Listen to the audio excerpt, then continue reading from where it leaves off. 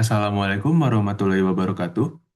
Perkenalkan, nama saya Runa Raditya Rizky Hidayat dari kelompok 2 yang pada kesempatan ini akan mempresentasikan rancangan atau proposal dari tugas analisis media sosial yang berjudul Analisis Jejaring Sitasi Regulasi Publik di Indonesia menggunakan SNA untuk identifikasi dokumen berpengaruh dan klaster isu hukum.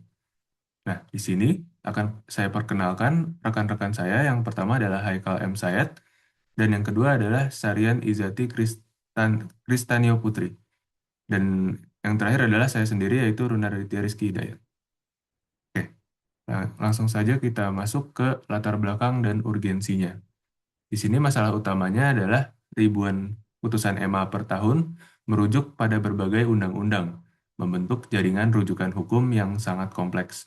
Nah, dampaknya adalah pelacakan hierarki rujukan secara manual, sehingga sangat sulit memahami undang-undang mana yang paling dominan digunakan.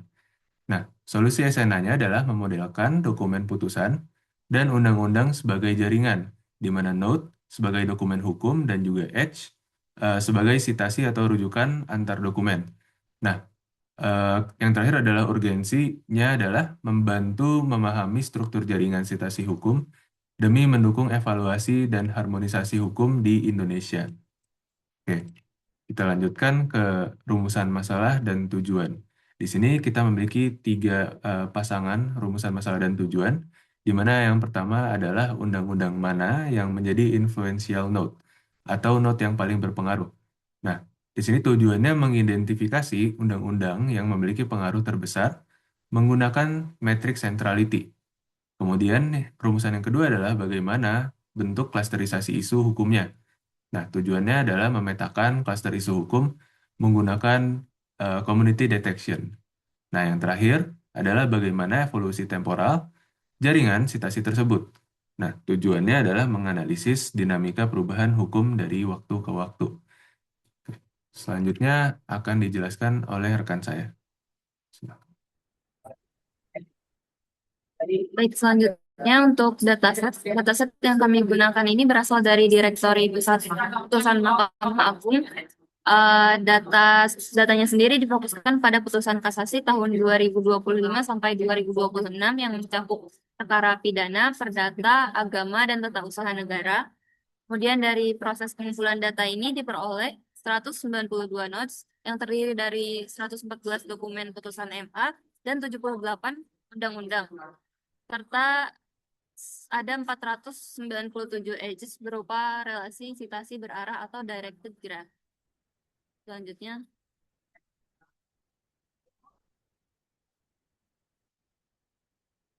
pada tahap pemrosesan data, dokumen PDF ini diekstraksi menggunakan library PDF Plumber dan pada beberapa file yang tidak dapat dibaca secara langsung digunakan OCR dengan PyTestRef.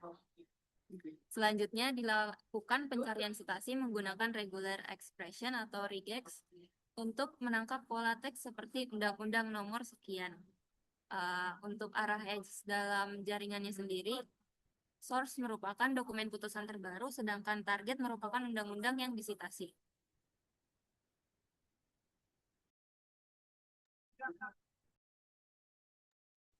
Baik, dilanjutkan dengan metodologi dan tools.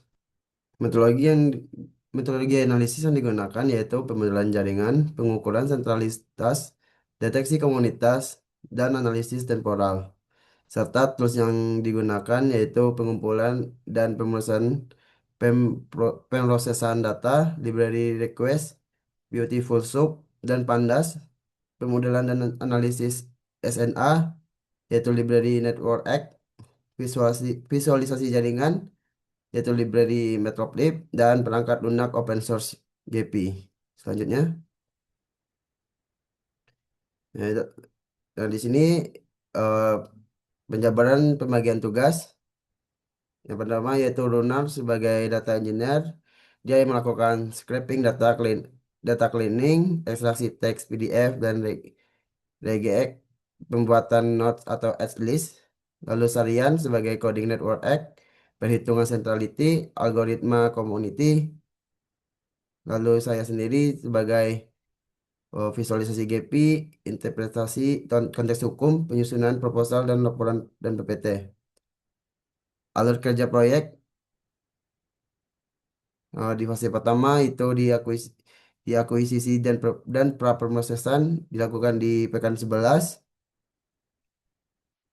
Lalu fase kedua pemodelan dan komputasi di pekan 12 sampai 13. Dan terakhir di fase 3 visualisasi dan interpretasi di pekan 13 dan 14. Selanjutnya, sekian presentasi dari kelompok kami. Terima kasih.